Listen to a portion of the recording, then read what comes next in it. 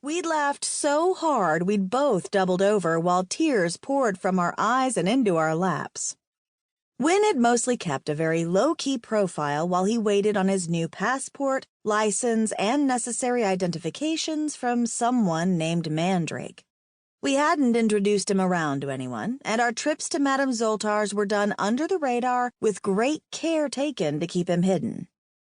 There had been a load of loose ends from our last endeavor with the body snatchers from the funeral parlor, a boatload of them.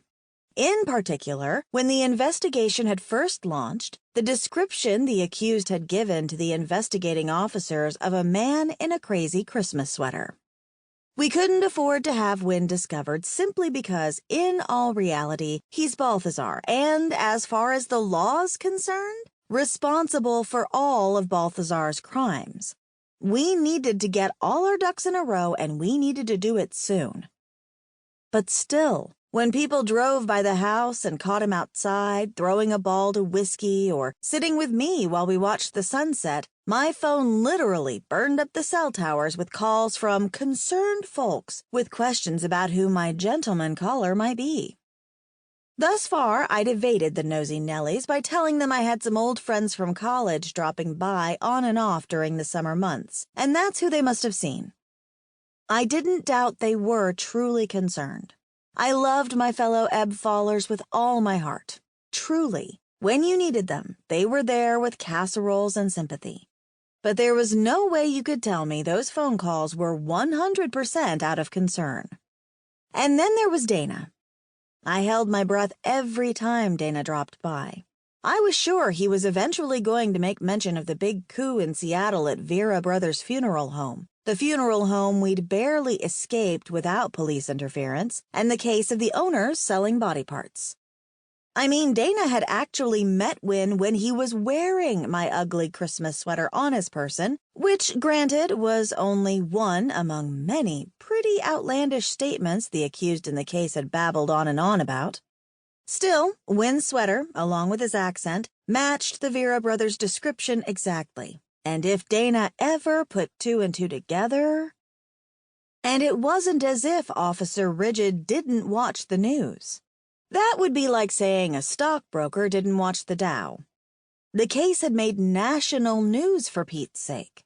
But he hadn't even mentioned he'd met Wynn, and I'd seen him many times over the last year since the incident in question. Making this whole thing curious indeed. Dana was a tried and true dog with a bone.